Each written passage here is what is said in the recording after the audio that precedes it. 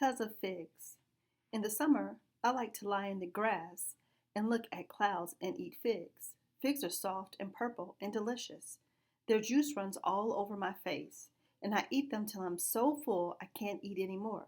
Because of figs, I got a strange birthday present, and because of that birthday present, I had some trouble. This is what happened. It all started a long time ago when I had my fourth birthday.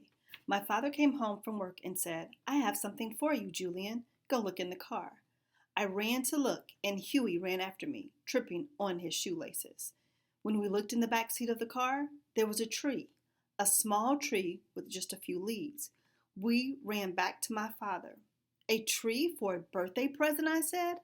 "A tree for a birthday present," Huey said. He was 2 years old, and he always repeated everything I said. "It is a fig tree," my father told me. "It will grow as fast as you grow, Julian, and in a few years, it will have figs so you can pick and eat." I could hardly wait to grow my own sweet, juicy purple figs. We planted the tree by our back fence, and I gave it water every day. And then one morning, it had 2 new leaves. "Fig tree, you're growing," I said. I thought I should be growing too. There's a mark on my wall in the bathroom of our house where my father measures us, and I ran into the house to measure myself again against my old mark. I pressed my hand against my head, flat to the wall, and checked where my hand was compared to the old mark. I wasn't any taller. I walked outside to the fig tree. "I'm not any taller," I said. I touched the fig tree's new leaves. "I want to grow too," I said. "You know how to grow, and I don't," I told the fig tree. The fig tree didn't say a word.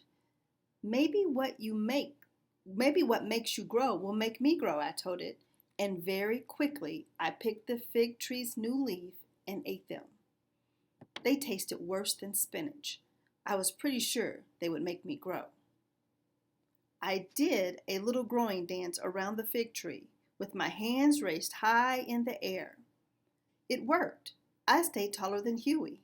I got taller than my fig tree, and every time my fig tree got new leaves, I saw them and ate them secretly. And when nobody was looking, I did a growing dance. "If you don't like this fig tree, just tell me," I'd say. The fig tree never said a word. After a year, my father looked at my fig tree. "It's a nice little tree," he said, but it isn't growing." And he started putting fertilizer on my tree. And he looked at it more often. But when new leaves showed, I saw them first, and I wanted to get taller, so I ate them. Another whole year went by. My mark on the bathroom wall went up 3 inches. I was 4 inches taller than Huey, and my arm muscle was twice as big as his. The fig tree hadn't grown at all. "Fig tree," I say when I took its new leaves, "I'm sorry, but I want to grow tall." And the fig tree didn't say a word. One day my father was in the garden. He walked over to my fig tree. "Julian," he said, "something is the matter with your tree. It hasn't grown. It hasn't grown at all." "Really?" I said. I didn't look at my father. I didn't look at my fig tree either. "Do you have any idea what could be wrong?" my father asked. I looked straight at my feet. I crossed my toes inside my shoes. No. I think that tree's just plain no good. We'll pull it out of the ground and get another one." "Oh no, don't do that," I begged. "Julian," my father said, "do you know something about this tree that I don't?" I didn't say anything, and I was glad, very glad, that the fig tree didn't say a word. Finally, I said, "It's my tree. Give it one more chance." "No use waiting around," my father said. His hand was around the trunk of the tree. "Please," I said. My father's hand relaxed. "After all, it is your tree," he said. "Just tell me when you want another one." All afternoon, I couldn't think of anything. I was pretty sure I knew why the fig tree didn't grow. At bedtime, I couldn't sleep, and when Huey went to sleep, I got up and sneaked outside to my fig tree. I told God I knew that the fig leaves belonged to the fig tree. I told the fig tree I was sorry, and I promised I would never eat its leaves again.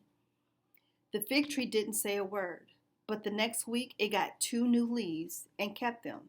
That night I went to bed happy, and I dreamed a good dream. My fig tree was higher than the house. I was almost as tall as my dad, and there were big figs, juicy figs, sweet figs, falling all over the lawn.